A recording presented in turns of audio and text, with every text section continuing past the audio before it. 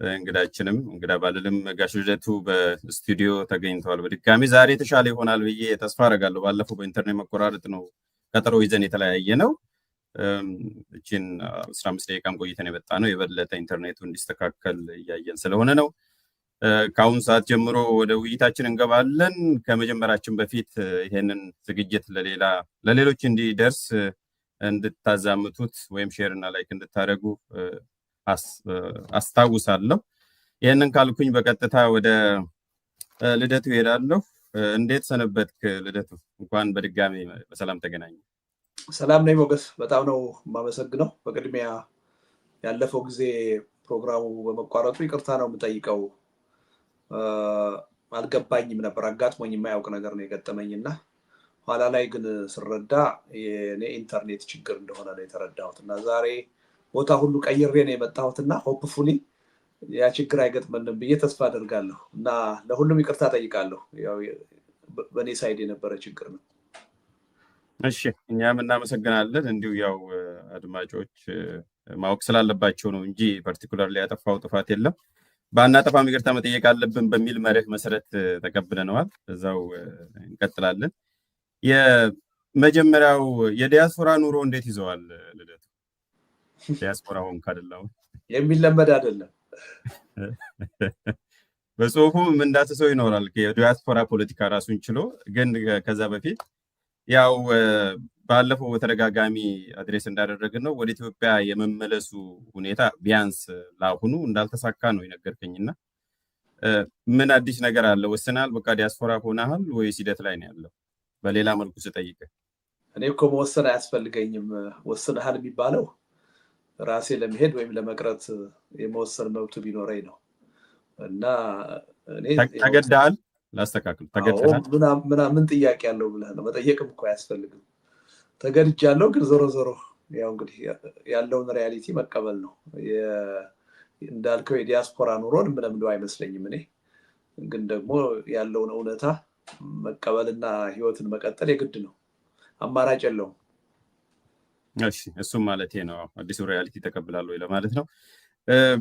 ይህንን ካልን ጊዜ ሴፍ ለማድረግ እግረ መንገዱን እጅ ከምን የሚል ነው። አሁን ምን አዲስ ነገር አለ? ያጋራንም አንድ አዲስ የመሰረታችሁት ንቅናቄም አለ፣ እሱንም እናነሳለን። ግን በአጠቃላይ በፖለቲካ ንቅናቄ ከፖለቲካ እንቅስቃሴ አንጻር ምን አዲስ ነገር አለ? ኦፍኮርስ ሁለት ትላልቅ ነገሮች አሉ፣ እሱን ዛሬ እንወያያለን። ከዛ ብንጀምር ብዬ ነው። ወይል ያው እኔ እንደምታውቀው አገር ቤት ገብቼ የፖለቲካ ትግሉን እቀጥላለሁ የሚል እምነት ነው የነበረኝ። ራሴን አሁን ባለሁበት ቦታ አገኘዋለሁ ብዬ አስቤ አላውቅም እና ያው እንዳልገባ ከተከለከልኩ በኋላ ግን እስከ መቼ እንደምቆይም ስለማላውቅ ያው አንዳንድ ስራዎች መስራት አለብኝ እና ያው ደግሞ እኔ እንደምታውቀው በድርጅት ስራ ነው የማምነው።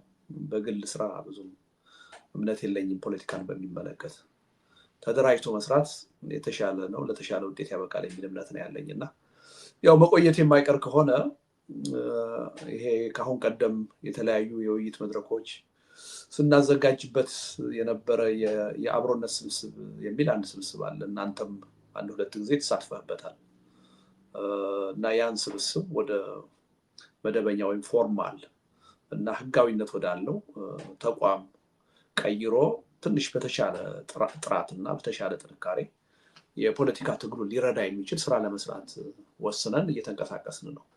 ስለዚህ ገና አልተመሰረተም፣ በመመስረት ሂደት ላይ ነው ያለነው። አስቀድመን የመመስረቱ ሂደት ለህዝቡ ይፋ ያደረግነው በጉዳዩ ላይ ተሳታፊ መሆን የሚፈልጉ የህብረተሰብ ክፍሎች ከኛ ጋር ግንኙነት እንዲፈጥሩና የዚህ እንቅስቃሴ ተሳታፊ እንዲሆኑ ስለፈለግን ነው እና የተመሰረተ አካል አይደለም፣ ገና ያላለቀ ነው። በምስረታ ሂደት ነው ያለው እና የተዘጋጁት ሰነዶችም በድራፍት ደረጃ ያሉ ናቸው። ወደፊት ሰፋ ያሉ ውይይቶች እያካሄድን በርካታ ሰዎችን አካተን ፋይናላይዝ የምናደርጋቸው ነው የሚሆነው እና አዲስ ነገር አለ ካልኩኝ ይሄ ነው እንግዲህ በእኔ በኩል ያለው አዲስ ነገር። እሺ፣ እናመሰግናለን። አዎ ስክሪኑ ላይ እያሳየው ነው ያለሁት ምስረታን ስለማሳወቅ ነው የሚለው። መስራቾቹ እነማን ናቸው? አንዱ አንተ ነህ። በእርግጥ ግን መስራቾቹ ኢች ኤንድ ኤቭሪ ኢንዲቪጁዋል ስማቸውን ለመዘርዘር ሳይሆን እንዲሁ በደፈናው እንዲታወቅ ነው። እነማን ናቸው እነማንስ ናቸው ወደፊት እዚህ ውስጥ ሊገቡ የሚችሉት? ምንስ ቅርጽ ነው ሊይዝ የሚችለው? ይህንን መልሰን እንለፍ። አንደኛ አልተመሰረተም። ስላልተመሰረተ መስራች የለውም። ገና የመመስረት ሂደት ላይ ነን ያለ ነው። ተመሰረተ የሚባለው አመራር ተፈጥሮ ፎርማሊ ይሄ ድርጅት በውሳኔ ተቋቁሟል ሲባል ነው እና አልተመሰረተም። እና ስላልተመሰረተ አሁን መስራቾች የሚባሉ ኃይሎች የሉትም። ኢኒሼቲቭን ወስደው ይህን ተቋም ለመፍጠር ጥረት የሚያደርጉ ሰዎች አሉ። እነሱ ሰዎች ያው ቅድም እንደነገርኩ ከአሁን በፊት የነበሩትን መድረኮች ከኔ ጋር ሆነው ሲሰሩ የነበሩ ናቸው። ስለዚህ ወደፊት የሚሆኑት ሰዎችም ደግሞ አሁን በእርግጠኝነት ማወቅ አይቻልም። ለፐብሊኩ ክፍት ነው። አገር ውስጥም በውጭ ሀገራትም የሚኖሩና ለዚህ እንቅስቃሴ አስተዋጽኦ ማበርከት እንፈልጋለን የሚሉ የሚሳተፉበት ነው የሚሆነው። ስለዚህ እነማን ይሆናሉ የሚለውም በእርግጠኝነት የሚታወቀው ወደፊት ነው። እኛ ይሄን ኢኒሼቲቭን ወስደን የምስረታውን ሂደት ኮኦርዲኔት የማድረግ የማስተባበር ስራ ነው የኔ ሚና እሱ ነው እና ወደፊት አመራር የሚሆኑትን ወደፊት ነው የምናውቀው። ዴሞክራቲክ በሆነ አሳታፊ በሆነ መንገድ ለመስራት ነው የፈለግነው። ተሰርቶ ያለቀ ነገር ይዘን ወደ ህዝብ መውጣት አልፈለግንም። ስለዚህ ያኔ ብንነጋገር ይሻላል ስለማንነታቸው ማለት ነው። አዎ ጥሩ። እኔም ያልኩ ቅድመ ምስረታ ለማለት ነው። ለምሳሌ ካምፓኒም ስታቋቁም ፋውንዲንግ ሜምበርስ የሚባል አለ ገና ሳይቋቋም እና እሱ ማለት ነው አንተ ኢኒሼቲቭ ብለህ የገለጽከውን ነው እንጂ እንዳልተቋቋመ እኮ ቅድምም ነገርናል። በመግለጫው ላይ በግልጽ ተቀምጧል። ለሁሉም ሰውም ክፍት ነው ብልሃል። ሁለተኛ የጠየቅኩት እሱ ነው። ኢንክሉሲቪቲ እነማን ናቸው እዛ ውስጥ ሊገቡ የሚችሉት ያልከው ኢትዮጵያ ውስጥም ላሉ ከኢትዮጵያ ውጭም ላሉት ክፍት ነው የሚል ነው። ይህንንም ለማቋቋም እንግዲህ ሂደት ላይ ነው ያላችሁት። ዋና ምክንያት የሆነው አንደኛው አንተም በውጭ ሀገር ሆነ የፖለቲካ ተሳትፎ እንዲኖር ስለምፈልግ ነው በግለሰብ ደረጃ። ከዛ ውጭ ግን በዚህ መግለጫ ላይም እንዳነበብኩት አሁን ያለው የሀገራችን ሁኔታ ከምንጊዜው የበለጠ የእያንዳንዳችንን ትግል እና አስተዋጽኦ የሚጠይቅ ነው የሚል ነው። እንግዲህ አሁን ቀጥለን ወደምንሄድበት ጽሁፉ መንደርደሪያ ስለሚሆነን ነው ይህንን ያነሳሁት። ይህንን ካልኩኝ ባለፈው አንስተን ሳንደማመጥ የሄድነው የታሪክ አጋጣሚ አለና የፖለቲካችንን ስናየው በ20 ዓመት ውስጥ ከየት ወዴት ሄደ ተብለህ ብትጠየቅ እንዴት ልገልጽ ትችላለህ?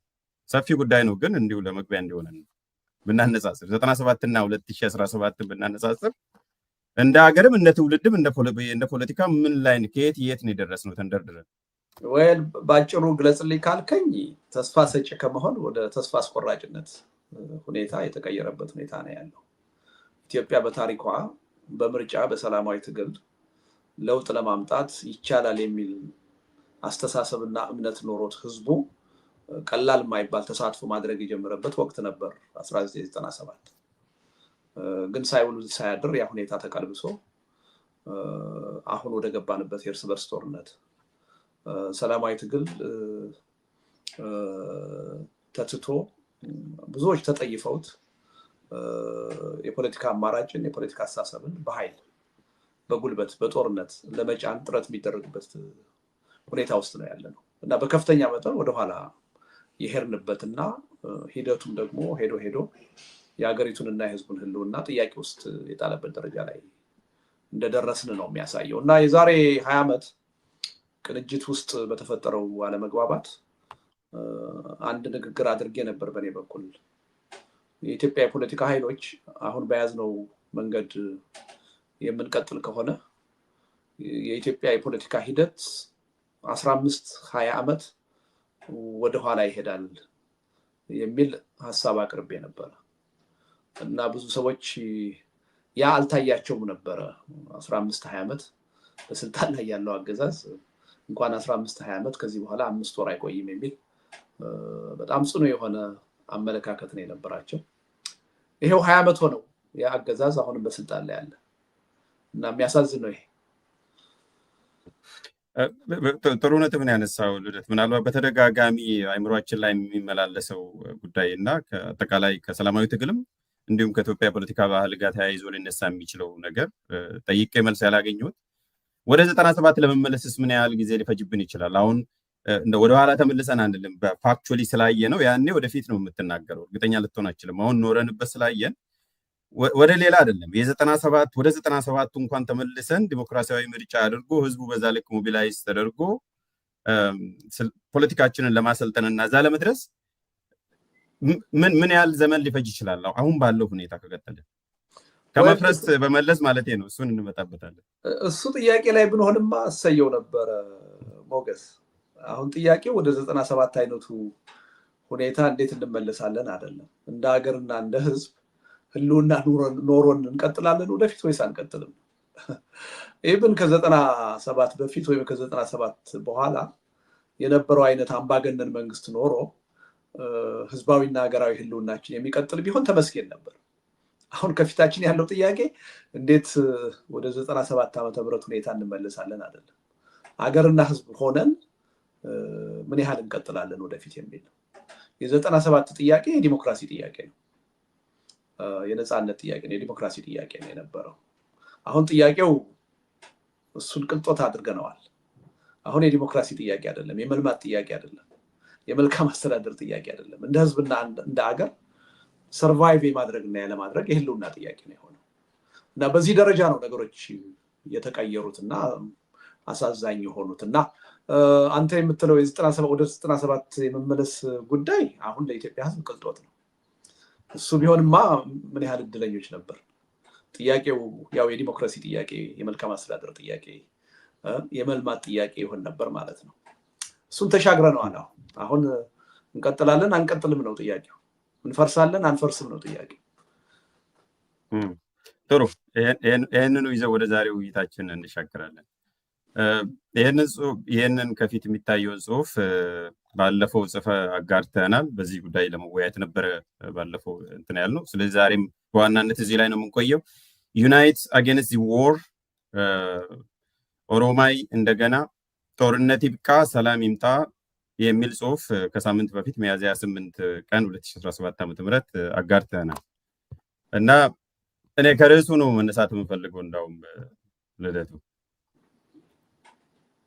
እሺ ይሰማል? የጠፋ መስለኝ ነው። አጌንስት ዘ ዎር ስትል የእንግሊዘኛው ሴማንቲክስ አይደለም፣ ልዩነትም ስላለው አጌንስት ዚ ዎር ስትል በቃ ኢኔቪታብል የሆነ የሚታይ ጦርነት እንዳለ ነው። አጌንስት ዎር ካለን ያው በአጠቃላይ ጦርነትን ይብቃ ሰላም ይምጣ እንበል ነው እና በእንግሊዘኛው ዚ አለበት ከፊት ለፊትና አጌንስት ዘ ዎር ነው እና ኢኔቪታብል የሆነ በጣም የታወቀ እየመጣ ያለ ጦርነት አለ ከሚል ተነስተ ነው ወይስ የትራንስሌሽን ጉዳይ ነው?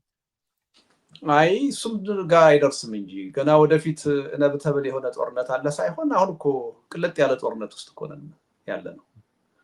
ስለዚህ የጦርነት ሂደት ውስጥ ነው ያለ ነው። በዚህ ላይ የሚጨመር ጦርነት ነው እንጂ ወደፊት የሚመጣው ገና ወደ ጦርነት ልንገባ አይደለም። ጦርነት ውስጥ ኦልሬዲ ገብተናል እና ከዛ አንፃር ስህተት ያለው አይመስለኝም። ስህተት ካለም የቋንቋ ችግር ነው የሚሆነው።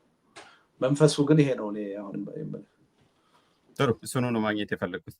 ኦልሬዲ በየቦታው እንደ ሰደድ እሳት አገሪቱንም ህዝቡንም እየበላ ያለ ጦርነት ስላለ እሱንም ሪፈር ካደረገ ራሱ በቂ ነው፣ እንዲሁ ግልጽ ለማድረግ ነው። ይህንን ይዘን አሁን ወደ ዝርዝር ውይይቶች ነው የምንገባው። ኦሮማይ ለምን አልኩ? መጨረሻ ላይም ከአንተ ጋር እያይዘ ያስቀመጥከው ነገር አለ ከርዕሱ ላይ። ሁለተኛ ልጠይቅ የምፈልገው ኦሮማይ የሚለው ርዕስ ለምን ሰጠው እንደገና? ያው በወረቀቱ ላይ በግልጽ ለማሳየት ሞክሬያለሁ። እንግዲህ ኦሮማይ እንደሚታወቀው ኦሮማይን ያስተዋወቀን ደራሲ በዓሉ ግርማ ነው። የመጨረሻ ለህይወቱ እልፈት ምክንያት የሆነውን መጽሐፍ ርዕሱን ኦሮማይ ነው ያለው። ያው ከኔ የተሻለ አንተ የምታውቅ ይመስለኛል። እንግዲህ ኦሮማይ እንደምሰማው አለቀ ደቀቀ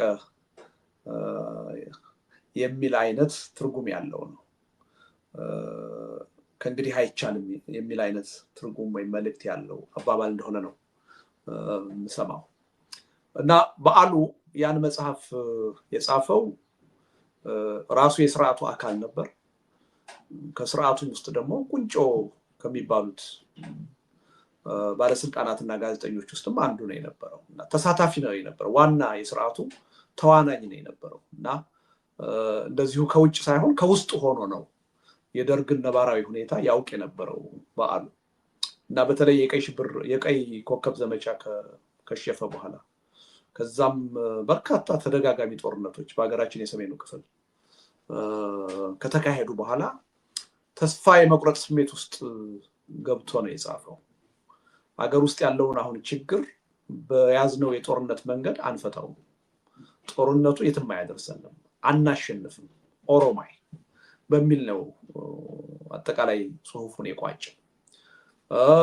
ለምሳሌ ጀነራል ፋንታ በላይ 1981 ላይ መፈንቅለ መንግስት ከሌሎች አጋሮቻቸው ወይም ጓደኞቻቸው ጋር ሆነው መፈንቅለ መንግስት ለማድረግ የተገደዱት ከዚሁ የተስፋ መቁረጥ መንፈስ በመነጨ ነው። በቁጥጥር ስር እንደዋሉ ጀነራል ፋንታ በላይ አንድ አጭር ቃለ መጠይቅ ሰጥተው ነበረ በኢትዮጵያ ቴሌቪዥን በወቅቱ የተላለፈ እና ይሄን ሐሳብ ነበር የተናገሩት። በቃ በጦርነት ከዚህ በኋላ የምንፈታው ችግር የለም፣ ከጦርነት ውጪ የሆነ አዲስ አማራጭ ማየት አለብን እና እኛ ፈቃደኛ ከሆን ተቀናቃኝ ኃይሎችም ችግሩን በሰላም ለመፍታት ሊወስኑ ይችላሉ። ስለዚህ ይሄ ጦርነት መቆም አለበት፣ ከጦርነት ውጪ የሆነ አማራጭ ካልፈለግን ይሄ ጦርነት ለሀገራችን መፍትሄ አያመጣም የሚል ቃለ መጠይቅ ነበር የሰጡት እና እኔ የደራሲ በዓሉ ኮሎኔል ፋንታም በወቅቱ የነበሩበት ስሜት ውስጥ እንዳለሁ ነው የሚሰማኝ። አሁን በያዝነው መንገድ ሄደን ኢትዮጵያን ከጥፋት ማዳን አንችልም፣ አንዳችንም አሸናፊ መሆን አንችልም። የያዝነው መንገድ ሁላችንንም ተሸናፊ አድርጎናል። በዚህ መንገድ የሚመጣ የተሻለ ውጤት የለም ኦሮማይ እያልኩ ነው ያለሁት እና ያለንበት ስነልቦና ስሜት ምናልባትም ኦልሞስት አንድ አይነት አለበለዚያም ተቀራራቢ ሆኖ ስላገኘሁት በጣም ጥሩ። እንደ መውጫ ላይም ያስቀመጥኩ ባልተለመደ መልኩ የመጣጥፉ መጨረሻ ገጽ 12 አካባቢ ነው ያስቀመጥከው እና ብዙ ሰዎች ላያዩት ስለሚችሉ ወደፊት አምጥተነው ከወዲሁ ዲፋይን እናድርገው ብዬ ነው አንብቤዋለሁ። እንግዲህ ኦሮማይነት ትንሽ ልዩነትና አንድነት ስሜቱ ያኔ ቢያንስ ስልጣን ላይ ያለው መንግስት እና ትጥቅ ትግል ውስጥ የገቡት ታጣቂ አካላት አይሸናነፉም፣ ኢትዮጵያም ዋጋ ትከፍላለች ከሚል አንጻር ነው እንጂ ምናልባት አገር እናጣለን የሚል መንፈስ ተሰምቶት ነበር ወይ አይደለም አላውቅም።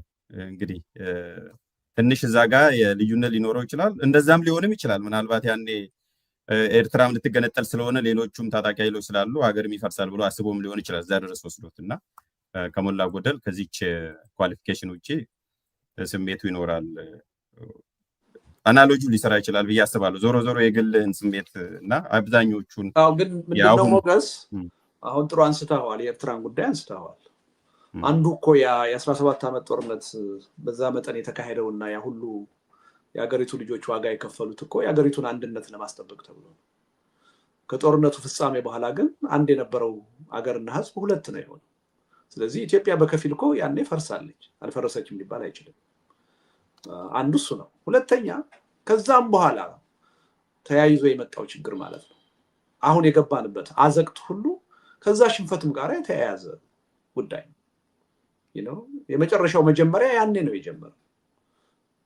የጀመረው የብሔር ፖለቲካ ኢትዮጵያ ውስጥ ገዢ ኃይል ሆኖ የወጣበት ሂደት ነው የተፈጠረው። የኢትዮጵያ ህዝብ አንድነት ከመቼውም ጊዜ በላይ የተፍረከረከበት፣ የላላበት፣ ትኩረት ያጣበት፣ ፖለቲካችን በልዩነት ላይ መሰረት ያደረገበት ሁኔታ ነው የተፈጠረው።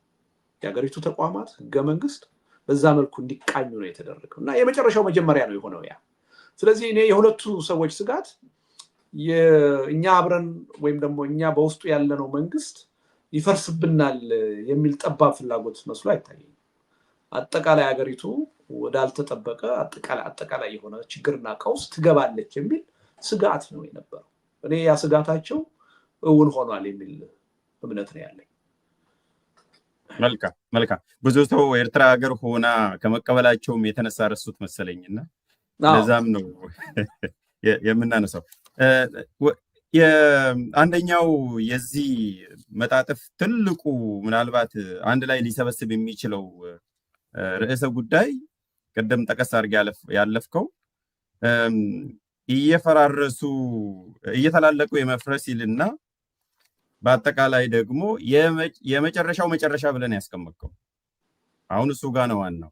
ባለፈው የ70-30 ቀመር ነበረና እሱ ምን ላይ ደርሶ ነው አሁን የመጨረሻው መጨረሻ ያደረግከው? በዚህ መሃል ያንን ጽሁፍ ከጻፍክበትና አሁን መካከል ምን መሰረታዊ ልዩነት ኖሮ ነው የመጨረሻው መጨረሻ የሆነው? ባለፈው ቢያንስ 30% የመዳን እድል ስለነበረን ማለቴ ነው የዛሬ 1 ዓመት እና ከዛ በፊት። እንግዲህ በኔ እይታ የመጨረሻው መጀመሪያ የተጀመረው ያው እንዳልኩ ነው። ኢትዮጵያ ውስጥ የብሔር ፖለቲካ አሸናፊ ሆኖ ገዢ ሆኖ ከወጣ ጊዜ ጀምሮ የመጨረሻው መጀመሪያ ላይ ነው የነበረው። እንግዲህ ከዛ በኋላ ያ ነገር ነው እየተጠናከረ በሂደት የመጣው። አንድነታችን እየላላ ልዩነታችን እየሰፋ አጠቃላይ ትስስራችን እየተበጣጠሰ ነው የመጣው እና እንዳልከው ቀደም ባሉት ጊዜያቶች ምናልባት 30% የመትረፍ እድል ሊኖረን ይችላል ብዬ እናገር ነበር። ምናልባት አሁን ስጋቴ አሁን የምፈራው በዚህ ወረቀት ትኩረት ሰጥቼ ልናስቀረው ይገባል ያልኩት ጦርነት የሚነሳ ከሆነ ምናልባት የኢትዮጵያ ህልውና ጉዳይ የመዳኑ ጉዳይ ምናልባት ወደ ዜሮ የሚጠጋበት ሁኔታ ሊፈጠር ይችላል። አሁን በተፈጠረው አዲስ የፖለቲካ ኃይል አሰላለፍ አፍጦ እየመጣ ያለው ጦርነት የማይቀር ከሆነ የሚፈነዳ ከሆነ እንኳንስ ኢትዮጵያ ምስራቅ አፍሪካም ከፍተኛ የሆነ ቀውስና ብጥብጥ ውስጥ የምትገባ ነው የሚመስለው እና አገራዊ ህልውናችን በከፍተኛ ደረጃ ወደ ኋላ ሊመለስ በማይችል ደረጃ አደጋ ውስጥ ይገባል የሚል ስጋት ነው ያለው እና ያ 30% አሁንም በፍጥነት እየቀነሰ ነው ያለው እና እሱን ለማስቀረት ነው ሁላችንም ይሄን አውዳሚ ጦርነት በዚህ አውዳሚ ጦርነት ማናችንም አሸናፊ ልንሆን እንደማንችል ማናችንም ተጠቃሚ ልንሆን እንደማንችል ተገንዝበን ይሄን ጦርነት በቻልነው አቅም ሁሉ ተረባርበን ማስቀረት አለብን የሚለው በዋናነት ከህዝብና ከአገር ህልውና ጋር የተያያዘ አደጋ ይዞ ይመጣል የሚል እምነት ስላለኝ እና የሚያሳዝነው ያው ችግራችን ከጊዜ ወደ ጊዜ እየተቃለለ እየተፈታ ሳይሆን የበለጠ እየተጠናከረና እየተወሳሰበ አይቀሬም እየሆነ የመጣበት ሁኔታ ነው ያለው። እርግጥ ነው ይሄን ከዛሬ 7 ዓመት 6 ዓመት በፊት ጀምሮ ስናገር ነበር። አሁን በስልጣን ላይ ያለው አምባገነን መንግስት የብልጽግና መንግስት በስልጣን ላይ እስካለ ድረስ የሀገሪቱ ችግር ከአንድ ቀውስ ወደ ሌላ ቀውስ ከመሸጋገር ውጪ የሚፈታ ችግር የለም። ሄደንም እየተላለቀን የመፍረስ አደጋ ውስጥ ነው የምንገባው እያልኩ እናገር ነበር። ይሄን እንደ ሟርት የሚያዩ ሰዎች ነበሩ። እንግዲህ እያንዳንዱን ጉዳይ በየዕለቱ ለምንከታተል ሰዎች ችግራችን እየተቀረፈ አይደለም፣ የበለጠ እየተጠናከረ የበለጠ እየተወሳሰበ የመፍረስ እና የመተላለቅ ጉዳይ የበለጠ አይቀሬ የሆነ አፍጦ እየመጣ ነው እና ለውጦች አሉ ብዬ ነው የማስበው። ግን ሶሻል ሳይንስ ስለሆነ ደግሞ ይሄን በቁጥር ማስቀመጡ ብዙም ጠቃሚ አይመስለኝም። ምክንያቱም አንጻራዊ ነው ሁሉ ነገር። ያ በምን ኤግዛክትሊ 0 ይሁን 10 ይሁን የሚለው ነገር ምንም የሚጠቅም የለም። መቀነሱን ብቻ ትሬንዱን እንድታሳየን ብቻ ነው። ምክንያቱም የመጨረሻው መጨረሻ ካልክ ልዩነት አለ ማለት ስለሆነ በሶሻል ሳይንስም እዚሁ ላይ ሟርተኝነትም የሚለውን በሌላ ሻሽለ ነው ልደቱ አላርሚስት ነው። አላርሚስት ስለሆነ ነው ነገሮቹን ኤግዛጀሬት ያደርጋል። አላርሚስት ማለት የሚያካብድ ሰው ፎርቹን ቴለር የሚለውን እንተው ለጊዜው። ሟርተኛ የሚለው ግን አላርሚስት የለም ሟርተኛም ሳይሆን ነገሮቹን በጣም አክብዶ ተጨንቆ ፓኒክ እያደረገ ሌሎችንም የሚያስጨንቅ አይነት ሰው ነው። በየጊዜው ጽሁፎቹ የሚጽፋቸው ጽሁፎች ያስደነግጣሉ። ችግሮች ሳይኖሩ ችግር ፈጥሮ ለሌለ ችግር ደግሞ መፍትሄ ፍለጋ እንድንጨነቅ ነው የሚያደርገው ለሚሉት ያለ ምላሽ ምንድን ነው? ታያይ ስለሆነ እኔ በነገር ላይ ሞገስ በተፈጥሮ የምልህ አሁን ባለኝ ማህበራዊ ግንኙነት ኢቭን ፖለቲካ ውስጥ ከገባሁ በኋላ እስከ ምርጫ 97 ድረስ በነበሩኝ አመለካከቶች ሊመዝነኝ ለሚሞክር ሰው ኦፕቲሚስቲክ ልባል የሚችል አይነት ሰው ነኝ። እንደው ከጨለማው በጎ ነገርን ለማየት የምሞክር ሰው ነኝ። ሁሉ ነገር ጨለማ አይደለም። በጨለማው ውስጥም ብርሃን አለ፣ በመጥፎ ነገሮች ውስጥም ጥሩ ነገር አለ። ስለዚህ እሱንም ማየት መቻል አለብን የሚል እምነት ነው ያለኝ። በኢትዮጵያ ፖለቲካ በምክንያት መደገፍ በምክንያት መቃወም የሚለውን ማስተሳሰብ ህብረተሰቡ እንዲቀበለውና እንዲጠቀምበት በማድረግ ረገድ እኔና እኔ የነበርኩበት ፓርቲ የተጫወትነው ሚና ቀላል አይመስለኝም እና ሰዎች እንደሚሉት አይነት ጨለምተኛ ሰው አይደለሁም እኔ። ይሄን የፈጠረው የኢትዮጵያ ፖለቲካ ነባራዊ ሁኔታ ነው እና ምናልባት በማቀርባቸው ግምገማዎች ከግምገማዎች በራቀ መጠን ተሳስቼ ከተገኘው የዛ አይነት የባህሪ ችግር ተደርጎ ሊታይ ይችላል። በተጨባጭ ግን የገመትኳቸው ነገሮች እና በኢትዮጵያ እየሆኑ ያሉ ነገሮች የሚራራቁ አልመሰለኝም። ገና የዛሬ 24 ዓመት 25 ዓመት ኢዴፓን 1992 ላይ ስናቋቁም ምንድን ነው ያለው? የኢትዮጵያ ፖለቲካ ፈርጀ ብዙ ነው፣ በብዙ ችግሮች ውስጥ ያለ ነው። መንግስትን ከስልጣን በማውረድ ብቻ ሊፈታ የሚችል አይደለም።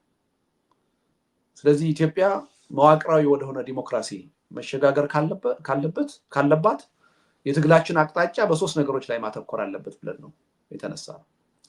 በስልጣን ላይ ያለውን አምባገነናዊ መንግስት መታገል አለብን። አንዱ መሰረታዊ ችግር እሱ ነው። ነገር ግን በአገዛዙ ውስጥ ያሉ መሰረታዊ ችግሮች በተቃዋሚው ጎራም ውስጥ አሉ። ለዲሞክራሲ ስርዓት ግንባታ እንቅፋት የሆኑ፣ ለትግሉ አሸናፊነት እንቅፋት የሆኑ መዋቅራዊ የሆኑ ችግሮች በተቃዋሚው ጎራ ውስጥም አሉ። እነዚህንም ታግለን መለወጥ መቻል አለብን። እንዲህ አይነት ሀሳብ ከዛ በፊት በኢትዮጵያ ፖለቲካ አንስቶ የሚያውቅ ድርጅት የለም። ሶስተኛ እነዚህ ሁለት ድርጅቶች ገዢው ፓርቲና ተቃዋሚው ኃይል የመነጨበት ህዝብ ደግሞ የራሱ የሆነ ለዲሞክራሲ ስርዓት ግንባታ እንቅፋት የሆነ ነባራዊ አስተሳሰብ አለ። በተለይ ከቀይ ሽብር እንቅስቃሴ በኋላ ፖለቲካና ኮረንቲ በሩቅ ብሎ የፖለቲካን ጉዳይ የአገር አስተዳደርን ጉዳይ ሁልጊዜ እንደምለው በከተማ ለትምህርት ጠሎች፣ በገጠር ለእርሻ ጠሎች አሳልፎ የሰጠበት ሁኔታ ነው እና ህዝቡ ለዲሞክራሲያዊ ስርዓት ግንባታ እንቅፋት የሆነ አመለካከት ውስጥ ነው ያለው። የህዝቡንም አስተሳሰብ ታግለን መፍታት መቻል አለብን። ህዝቡን ወደ ለውጥ ኃይልነት መቀየር አለብን። እነዚህን ሶስት አቅጣጫዎች አጣምረን ታግለን ነው ለውጤት መብቃት የምንችለው የሚል ከሌሎቹ የፓርቲዎች እይታ የተለየ አዲስ ሶስተኛ አማራጭ የሚል እይታ ነው ይዘን የመጣ። ይሄ ትንተናችን በእኔ እምነት እስካሁን ድረስ ቫሊድ፣ እስካሁን ድረስ በኢትዮጵያ ፖለቲካ ላለፉት 25 ዓመታት ይሄን ካልን በኋላ በተጨባጭ ያየነው ይሄን ካላደረግን አገዛዙን ብቻ በስልጣን ላይ ያለውን ኃይል ብቻ በመታገል ለውጥ ልናመጣ አንችልም ያልነው ነገር እውነት መሆኑን ተጨባጭ መሆኑን ነው እያየን ያለነው። እንግዲህ ያ አንድ ተርኒንግ ፖይንት ነው። 97 ምርጫ መውሰድ 97 ምርጫ ከኛ በተጻራሪ የቅንጅት አመራሮች ሌላ የፖለቲካ አቋም ሲይዙ ቅድም ያልኩን ነው የተናገሩ። ተሳስታችኋል።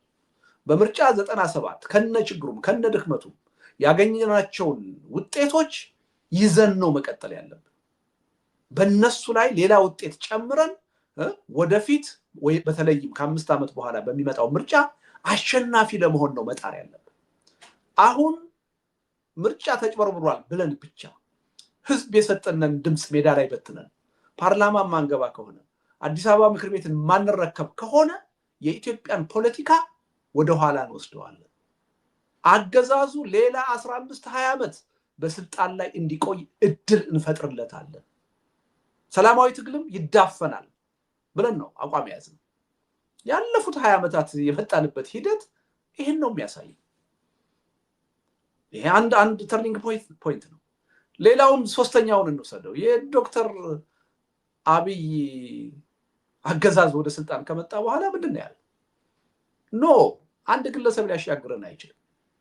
መዋቅራዊ በሆነ መልኩ ገለልተኛ የሆነ ሁላችንም የምንካተትበት ኮሚሽን ተቋቁሞ ሽግግሩ እንዴት ይመራ፣ ከየት ተነስቶ የት ይድረስ የሚለውን ሊያሳይ የሚችል በጋራ የተስማማንበት ሮድማፕ ፍኖተ ካርታ ይዘን ካልመራ ነው ይሄን የሽግግር ሂደት ይጠለፋል ወይም ይኮላሻል፣ የትም አይደርስም ብለን የተናገረው። እንዴት እንደዚህ አይነት ኔጌቲቭ የሆነ ትችት ታቀርባላችሁ ተብለን ሰፊ የሆነ ዘመቻ ተካሂዶብናል። በተግባር ግን የሆነው ይሄ ነው። ስለዚህ አንድ ሰው እኔን ብድግ ብሎ ጨለምተኛ ነህ ሟርተኛ ነህ ለማለት ያለፉት ግምገማዎችን ውጤት ማየት አለበት። የት ነው ስህተት የሆነው የሚለውን ማየት አለበት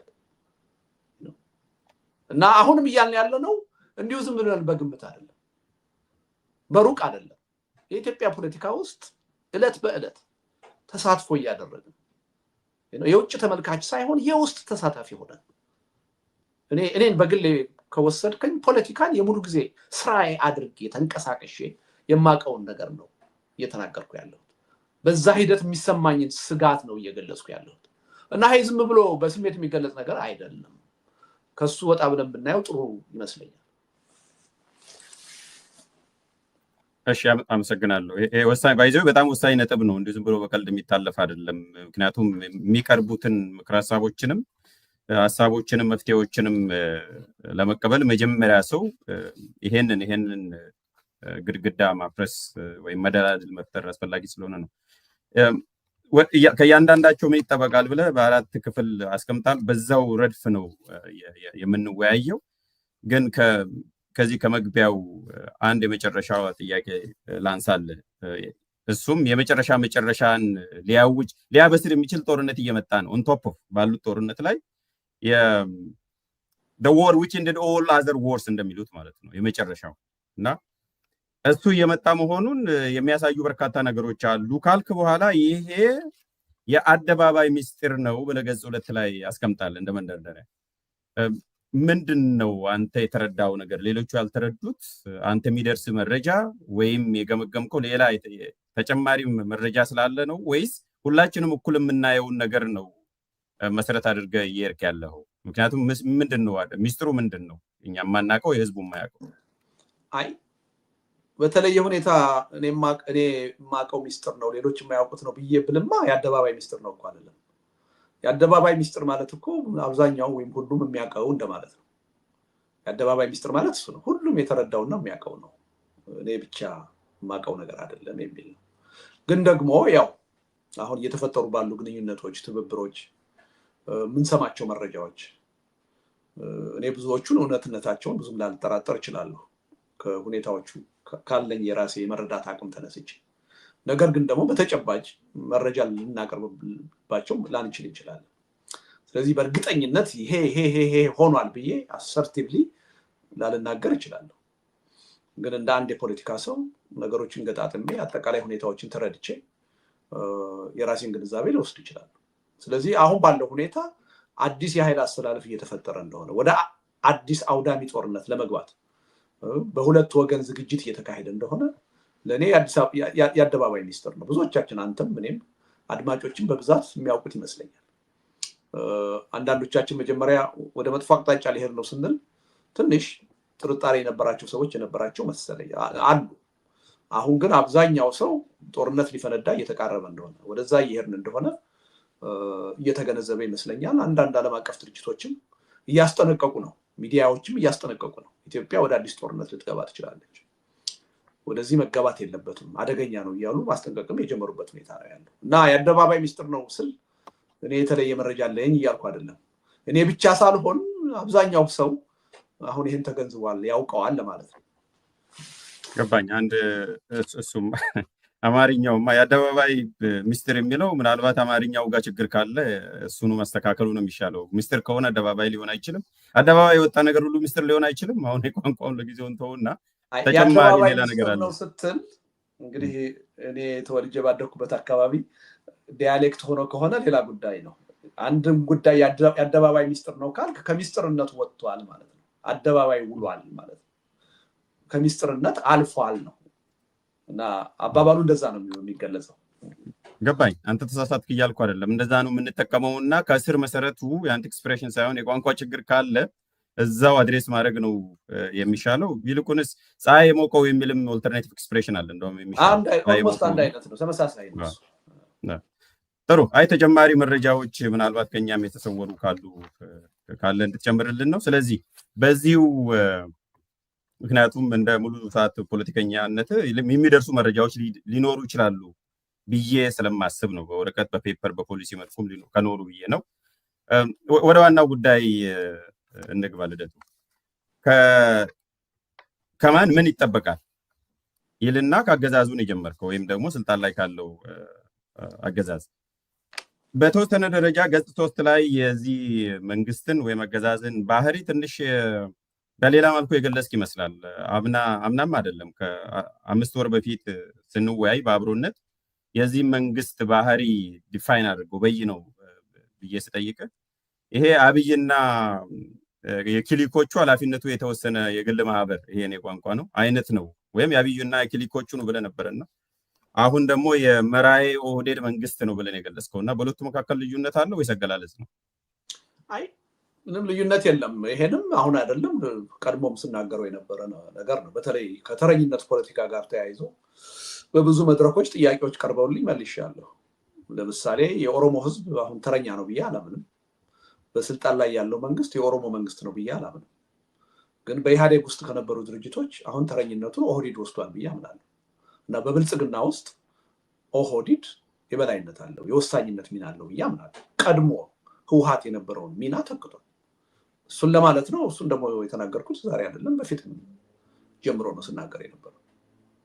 ግን ጠቦ ወደ ግለሰብ አምባገነንነትም የወረደ ነው። ኢቨን የብልጽግና እንኳን ማለት አንችልም። የአብይና ጥቂት ሰዎች ነው ካል ይህ አገዛዝ እንዴት ነው የሚሰራው? እንዴት ነው ፈንክሽን እያደረግ ያለው ካልከኝ በአንድ ሰው የበላይነትና ፈላጭ ቆራጭነት የሚመራ ነው። ግን ያ ሰው አምባገነን መሆናቸው፣ ፈላጭ ቆራጭ መሆናቸው፣ ብቻቸውን ነገሮችን እየወሰኑ መሄዳቸው ሌሎቹን እንደሌሉ የሚያስቆጥር አይደለም። አሉ፣ የተጠያቂነት ድርሻም አላቸው። እና ሁልጊዜ ታስታውስ ከሆነ ወረቀቱን ስጽፍ በብልጽግና ረገድ የማስቀምጠው ሶሉሽን አለኝ። ለምሳሌ በኢትዮጵያ ወደፊቱ ፖለቲካ ብልጽግና ፓርቲ የችግራችን ብቻ ሳይሆን የመፍትሄው አካል መሆን አለበት ብዬ ነው ማለት። እና ብልጽግናን ከመድረገጽ የማጥፋት ፍላጎት ተገቢ አይደለም የሚል እምነት አለ። ግን ከብልጽግና ውስጥ ደግሞ ቁንጮውንና ዋናውን ቦታ የያዙት ጠቅላይ ሚኒስትር አብይ ደግሞ ከዚህ በኋላ የችግራችን እንጂ የመፍትሄያችን አካል የመሆን እድል አላቸው የሚል እምነት የለኝም። ምክንያቱም ላለፉት 7 ዓመታት ምን እንደሚያስቡ ሳይሆን እንዴት እንደሚያስቡ ለመረዳት በሞከርኩት ሙከራ የጥፋት ኃይል እንደሆኑ፣ ከጥፋታቸው ከስተታቸው ተምረው ነገ ከነገ ወዲያ የተሻለ ነገር ለመስራት ፍላጎት የሌላቸው ሰው እንደሆኑ ለመገንዘብ ችያለሁ። እና ለይቼማ ያለው ማለት ነው። ለይቼ ስለማይ ግን አጠቃላይ መንግስትን በአንድ ግለሰብ ገልጬ ወስኜ ገልጸዋለሁ ማለት አይደለም። ጠቅላይ ሚኒስትር አብይም አሉ፣ እዛ ውስጥ ኦህዴድም አለ፣ ብልጽግና እንደ ፓርቲም አለ። ድርሻቸው እንዴት ነው? የወሳኝነት ሚናቸው እንዴት ነው ካልክ ምንም 99% ነገሮችን እየወሰኑ ያሉት ጠቅላይ ሚኒስትሩ ናቸው። እሳቸው የመፍትሄያችን አካል ይሆናሉ የሚል ተስፋ ብዙ የለኝም። ብልጽግና ፓርቲ ግን የ13 የ14 ሚሊዮን አባላት ያሉት ፓርቲ ነው። ግን አገዛዙ የነሱ ውጤት አይደለም። አገዛዝ ስንል እነሱን አለ የሚጨምሩ አንድ ላይ ያ ይጨምራል እኮ አልኩህ። የጠቅላይ ሚኒስትሩ ወሳኝ መሆን ኦህዴድን ወይም ደግሞ ከዛ ሰፋ ብሎ ብልጽግናን እንደሌላ ያስቆጥረውም አልኩኝ እኮ። ያገዛዙ አካል ነው። ግን ያ አገዛዝ እንዴት ነው የሚሰራው? በዛ ውስጥ የወሳኝነት ሚና ማን ነው ያለው ካልከኝ ግን የተለያየ ሌየርስ ፈጥሬ ልተነትን እችላለሁ ማለት ነው። የድሮውን ነው ልጠይቀህ እዛው ጋር ስፕሊት አድርገን ለመፍትሄም ስለሚመች ነው። ከማምን ይጠበቃል ብለህ ስላስቀመጥክ እንዲሰሙ ነው። አሁን የአገዛዙን ሪዥም የሚለውን ሪዥሙን ወስደን ከዛ ውስጥ ኦህዴድ ብልጽግና አለ፣ ሌሎች ብልጽግና አለ። በአጠቃላይ የብልጽግና አባላትም አሉ፣ ባለስልጣናትም አሉ፣ እዛ ስትራክቸር ውስጥ የሚሰሩ ሰዎችም አሉ። ግን ኤክስፐርት ሙሉ አሁን አብይ አይሰማም፣ ለጠቅላይ ሚኒስትር አብይ አይሰማም። ይሄ 90% 90% ብቻውን ይዞ አይሰማም ማለት አንድ ነገር ነው። ግን አገዛዙ ይሄንን ምክሬን አይሰማም ብለህ ስትናገር ይሄ አባላትንም ካድሬዎቹንም ሌሎች ባለስልጣናቶቹንም አያካትትም ወይ? በዚህ መልኩ ስገልጸው ወይ ነገሩ እውነት ነው ወይስ ሐሰት ነው ጥያቄው። ይሰማል ብለህ ነው የምታምነው አንተ? እኔ ሁለት ቦታ ከፈልኩ እኮ። የአብይን ድርሻ ሰጥተን አንተ እንዳልኩ ለብቻ ካደረግን አንድ ነገር ነው። ግን አለ አይደል አጠቃላይ ሬዥም ስንል ሁሉንም ያጠቃልላል ብለን ስለተስማማን ከዛ ውስጥ የሚሰሙ አይኖሩም ወይ ለመፍትሄ ማለት ነው እኮ። አይተሃል? የሰሙ እስካሁን የተወሰኑ አፈንግተው ወጡም አሉ ወይ? አፈንግተው ከወጡ ወጡ ነው የምናውቃቸው። እንደነ አቶ ታዬ ደንዳ አይነት ሰዎች አሉ። እነሱ አሁን የብልጽግና አባል አይደሉም። ብልጽግና ሆኖ ግን እየሰማ ያለ አለ ወይ? የለም። የተሰጠውን መመሪያ ይዞ በህዝብ ላይ የሚካሄደውን ጦርነት ደግፎ ችግራችን የሚፈታው በጦርነት ነው ብሎ እየተንቀሳቀሰ ያለ ኃይል ነው። ይሄ ኃይል በዚህ መልኩ መሄድ አለበት ብዬ አላምንም። የብዙ ሰዎች ስብስብም ስለሆነ ሊለወጥ ይገባል፣ ሊሰማ ይገባል ብዬ አምናለሁ። ስለዚህ ያለመታከት የመፍትሄው አካል ሁኑ እያልኩ ጥሪ የማቀርበው ያለ ምክንያት አይደለም። የብዙ ሰዎች ስብስብ ስለሆነ የመለወጥ ምድል ሊኖረው ይችላል። ስለዚህ ጥያቄ ከማቅረብ ወደኋላ አንልም። አሁን ባለው ተጨባጭ ሁኔታ ግን ስልጣኑን ኃላፊነቱን ሁሉ ለአንድ ግለሰብ ለአንድ መሪ አሳልፎ የሰጠበት ሁኔታ ነው ያለው።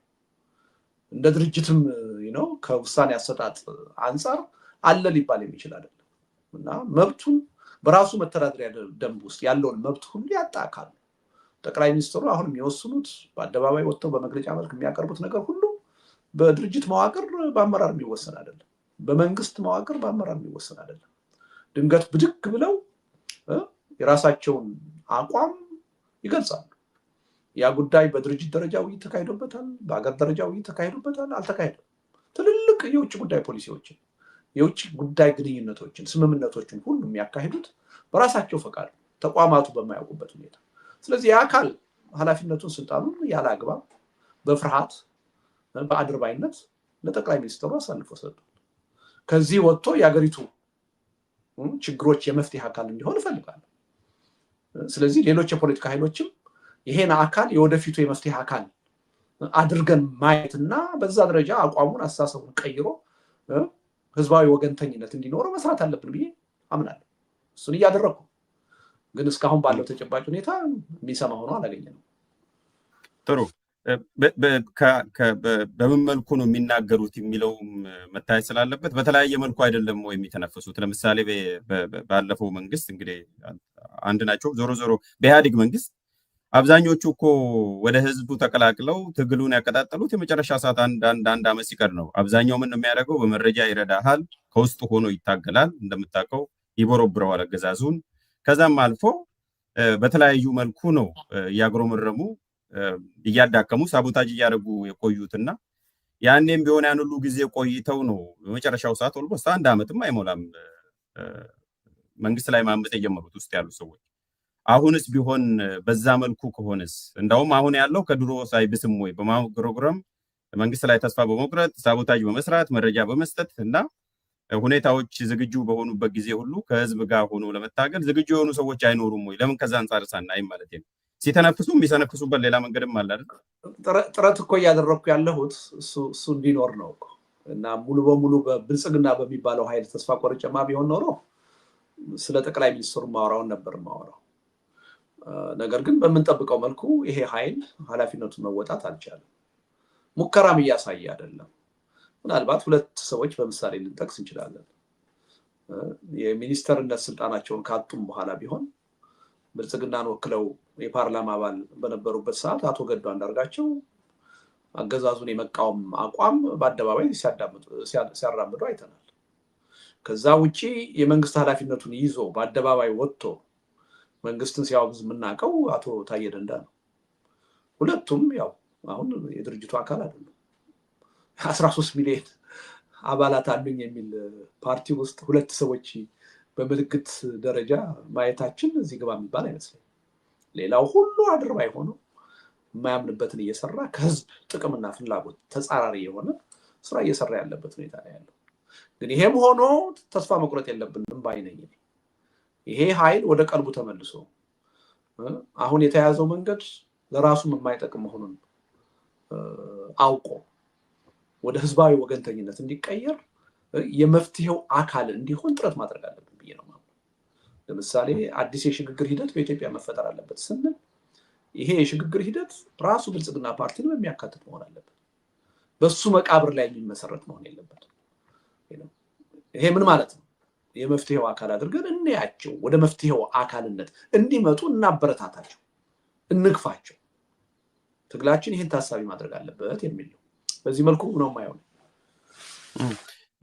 ይሄ እንዳውም እስከ ተጠያቂነትና ፍትህ ሰላም ማስፈንጋም ተያይዞ ያነሳውም ነገር አለ። እዛ ድረስ የሚሄድ ነው ተለጥጦ ምናልባት የመፍትሄው አካል ከሆኑ በሚል አያይዘንም እናያለን። እንደ አንድ የፖለቲካ ዘዴ የሚያቀርብ ስትራቴጂም ይመስለኛል። እዚሁ ላይ አዲስ የፖለቲካ ባህል ከየት ያመጣሉ ታዲያ? ልደቱ ቅድም እንዳልኩት 20 ምናምን ዓመት ተመሳሳይ በሆነ ፓርቲ ውስጥ ቆይቶ የህዝብን ድምፅ ለመስማት ያ ሁሉ ዘመን የፈጀባቸው ሰዎች እና የመጨረሻ ጊዜ ግፊቱ ሲመጣ የህዝብም የውጫዊ ግፊት ሲመጣ ብቻ ሪስፖንድ የሚያደርጉ ሪያክት የሚያደርጉ መሆኑ እየታየ ዛሬ ላይ በብልጽግና ውስጥ ያሉ ሰዎች አዲስ ሊፈጠሩ ስለማይችሉ አሁን የምንጠይቃቸው ኤክስፔክቴሽኖች ሊያሟሉ ይችላሉ ወይ? ምን የተለየ ነገር አለ ማለት ነው? ያኔ ዲፌክት ያደረጉ ሰዎች አሉ። እኔ ስለ ፖለቲካ ባህሉ ነው እያወራለሁ። ሞገስ በዛ ደረጃ ይቀበላሉ የሚል ተስፋማ ቢኖረኝ ኖሮ የኢትዮጵያ ችግር ተስፋ አስቆራጭ ነው፣ ኢትዮጵያ ከመዳን ይልቅ እድሏ የመፍረስ ነው የሚል እኮ አቋም ላራምድ አልችልም ነበር። ነገር ግን ይሄ ኃይል ከመቀበል ይልቅ ያለመቀበሉ እድል ይሰፋል ብዬ ስለማምን እኮ ነው። ከመቀየሩ ይልቅ ያለመቀየሩ እድል ሰፊ ነው ብዬ ስለማምን እኮ ነው ነገሮች ተስፋ አስቆራጭ የሆኑ። ከመዳን ይልቅ የመፍረሳችን እድል ሰፊና የበለጠ አይቀሬ የሆነ ነው የምለው እኮ ያለ ምክንያት አይደለም። በዚህ ምክንያት ነው ማለት ነው። እና በቀላሉ ይቀየራሉ ብዬ አላምንም። ትግል ማድረግ አለብን። በትግል ወደው ሳይሆን ተገደው እንዲቀየሩ ልናደርግ እንችላለን። ይሄን ነው እያልኩት። ስማ በደርግ ጊዜ የሀሳብ ነፃነት ያልተከበረበት ወቅት ነው።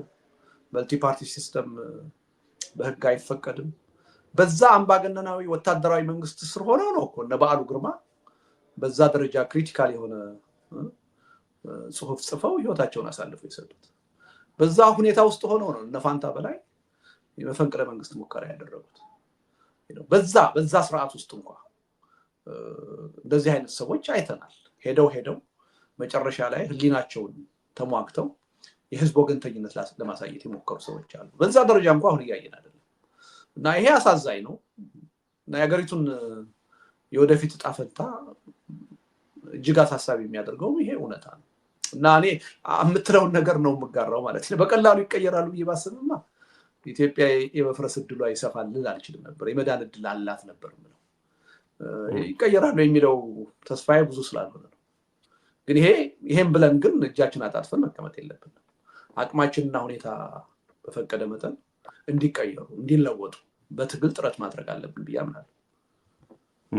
እንግዲህ መልሼ አልጠይቅም። ሌላ ሚዲያ ላይ ጥሩ ጥያቄ ተጠይቃለህ። የማይሰሙ ከሆነ ለማለት ብቻ ለምን ትጠይቃለህ የሚል አስቀድሞ የታወቀ ነው ብለህ ጽሁፍ ላይ ጽፈህ ካቴጎሪካሊ ነው። አንድ ሰው ሞገስ አይሰማም ብለህ ካሰብክ ዞሮ መጀመሪያም ለውይይት ስለማትመጣ ትንሽ ፐርሰንትም 0.5 የሚሆን 0.01 መኖር ስላለበት ነው መልእክት የምታስተላልፈው እንጂ ለማይሰማ ታስጠነቅቃለህ እንጂ ኢንጌጅ አታደርግም።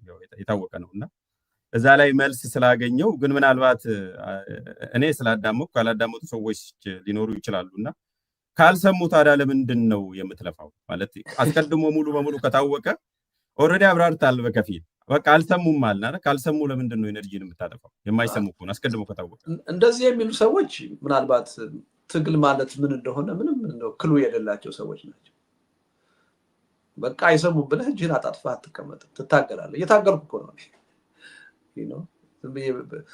ህዝባዊ ትግል ይካሄድ እያልኩ ነው።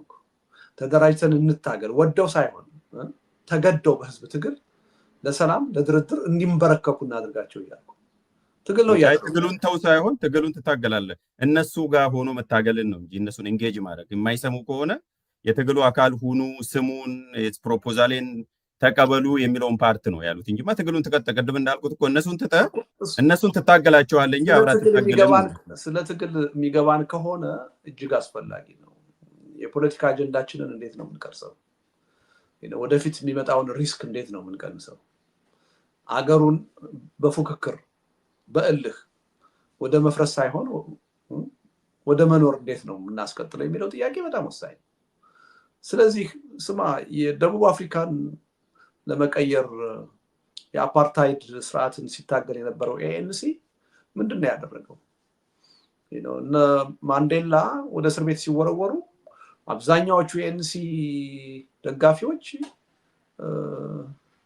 በኃይል የነጮቹን ስርዓት የማስወገድና የማጥፋት ፍላጎት ነው የነበረው። ሌላው ቀርቶ ማንዴላ ከእስር ቤት ሲፈቱ አብዛኛው ደጋፊያቸው ገጀራ ይዞ ነው የወጣው ነጮችን ለማረድ። ግን የፖለቲካ ፓርቲው መሪዎች ግን ብልሆች ነበሩ። ኖ ይሄ የትም አያደርስም። ስለዚህ ይሄ ችግር እንዲፈታ ዘላቂ ሰላም እንድናገኝ ከተፈለገ በስልጣን ላይ ያለው መንግስት ዋስትና ያስፈልገዋል።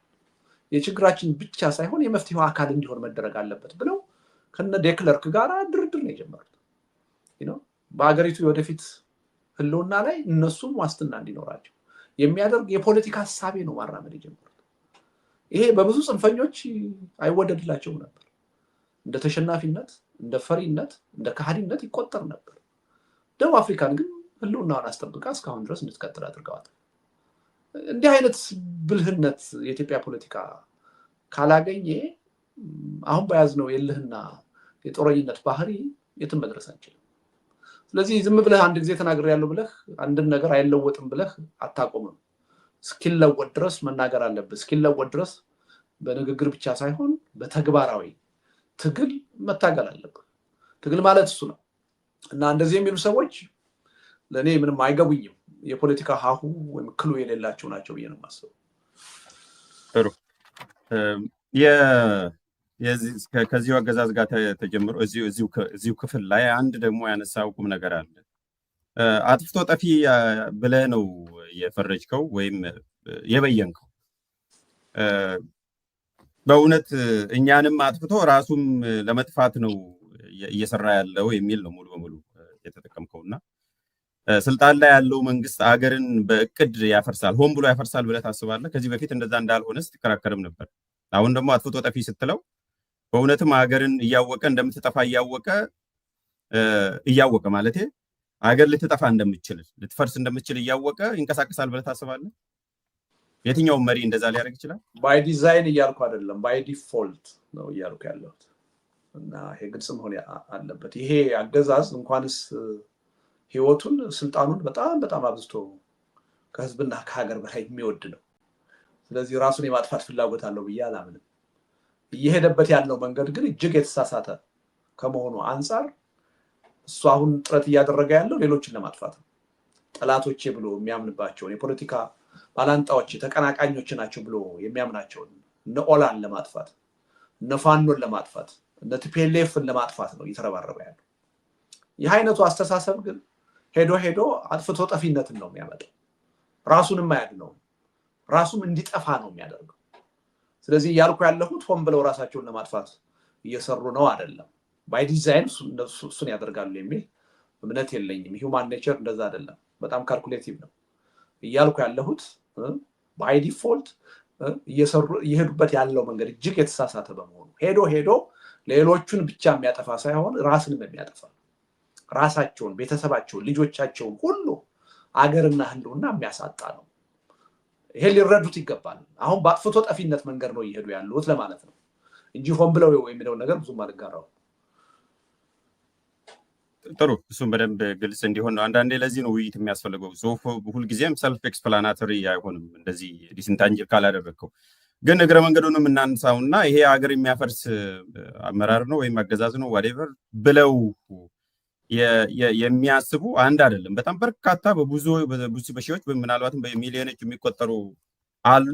እንደ አደረጃጀትም እንደ በትጥቅ ትግልም የሚያምኑ በሌላም መልኩ ያሉ በዛ መልኩ የተሰለፉ ይሄ ስልጣን ላይ ያለው መንግስት አገር የማፍረስ እቅድ አለው ብሎ የሚያምኑም አሉ። እና ከዛ ጋር ተያይዞስ ምን ተናገርኩ? ገልጸው አሰብ በእቅድ አይደለም በተሳሳተ መንገድ በመሄድ ሀገሪቱን ሊያፈርሳት ነው። በእቅድማ ከሆነ ምንም የስልጣን ፍላጎትም እኮ የለውም ማለት ነው። ሀገሪቱ ከፈረሰች በኋላ እኮ ይዘው የምትቀጥል ስልጣን እኮ አይኖርም። ይሄ አገዛዝ ግን ስልጣኑን ከምንም ነገር በላይ ወዶ ለሌሎች አላጋራም ብሎ ከሌሎች ጋር በውይይት በድርድር ችግሬን አልፈታም በጦርነት ማጥፋት ነው የምፈልገው ብሎ ነው የቀጠለው። ሄዶ የሚወደውንም ስልጣን ያጣል፣ ከዛ በላይ ህልውናውንም ያጣል እያልኩ ነው። ስለዚህ ደለብረትሊ ሆን ብሎ ህልውናውን ራሱ ለማጥፋት እየሰራ ነው የሚለውን ነገር ሌሎች ይህ አይነት አስተሳሰብ ያላቸው እንዳሉ አምናለሁ። እኔ ግን አልጋራውም። አሁንም አይደለም በፊትም ተጋርቼው አላውቅም። በኢህአዴግም በነበረበት ሰዓት ሆን ብሎ ሀገሪቱን ለማጥፋት እየሰራ ነው ለማፍረስ እየሰራ ነው የሚለውን አልጋራውም ነበር። በውጤቱ ግን ያፈርሰዋል ብዬ ይከራከር ነበር። በተግባር እየሆነም ያለው ይሄ ነው። ጥሩ፣ መልካም። ለውጡም ስለሚኖረው ነው ለትግሉም ቢሆን ፍሬሚንግ ቅድም እንዳልከው ልዩነት ስለሚያመጣ ነው ኢሹን ፍሬም የምናደርግበት። ስለዚህ አገዛዙን በዚህ እንለፈውና አሁን ደግሞ ወደ ህዝቡ እንሻገር። በጽሁፍ መሰረት የ1997 እና 2017ን መግቢያ ላይ ጠይቄያለሁ። ግን የሰላማዊ ትግል አሁን ላይ ዛሬ ላይ ምህዳሩ ምን ላይ ነው ያለው? የህዝብ መነሳሳትስ እንዴት ነው? አደረጃጀቱስ ምን ይመስላል የሚለውን ነገር ነው አድሬስ ያደረገውና የትግልን ህዝብን የገለጽክበት መንገድ አለ ልደቱ። ለራሱ ሁሉና መታገል የተሳነው ድንዙዝ መናጆ ሆኖ ነው ያለው ብለህ ገልጸዋል። እና ብዙ ሰዎች ተቆጥተዋል ይህንን ጽሁፍ ካነበቡ በኋላ። ለምንድን ነው ህዝቡን እንደዛ ብለህ የገለጽከው? እንደዛ አንደኛ እንደዛ መግለጽ ተገቢስ ነው ወይ ፋክቹዋሊ? ሁለተኛ ሞራሊ፣ ሁለተኛ መሬት ላይ ያለውስ ህዝብ ለመደንዘዝ ፈልጎ መታገል ሳይፈልግ ቀርቶ ነው ወይ የሚል ጥያቄ ስለሚያጭር ለምን እንደዛ ብለህ ገለጽከው ጽሁፍ ውስጥ? አንደኛ ህዝብ አይተችም ከሚሉት ሰዎች መካከል አይደለሁም። አንዱ ከሌሎች የኢትዮጵያ ፖለቲከኞች እኔ በተለየ ሁኔታ የምታወቀው በዚህ ነው።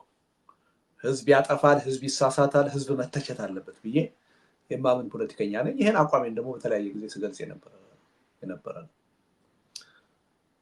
አሁን ያልከውን አይነት እሳቤ ይዘው ትችት የሚያቀርቡ ሰዎች ሰምቻለሁ። ቆርጠው ይሄን ሁኔታ እኔን ለማሳጣት የሞከሩ ሰዎች አይቻሉ። ለትብብራችሁ አመሰግናለሁ ነው እነሱን ሰዎች ማለት ነው። እንኳንም አጉልታችሁ አወጣችሁት፣ አጉልታችሁ እንኳንም አወጣችሁት። የኢትዮጵያ ህዝብ አሁን ያለበት ደረጃ በዚህ መጠን ሊነገረው ይገባል ብዬ አምናለሁ። ደንዝዟል መባልን ስድብ አድርጎ የሚወስደው ካለ የኔ ችግር አይደለም፣ የሱ ችግር ነው። ለኔ የኢትዮጵያ ህዝብ ደንዝዟል ነው።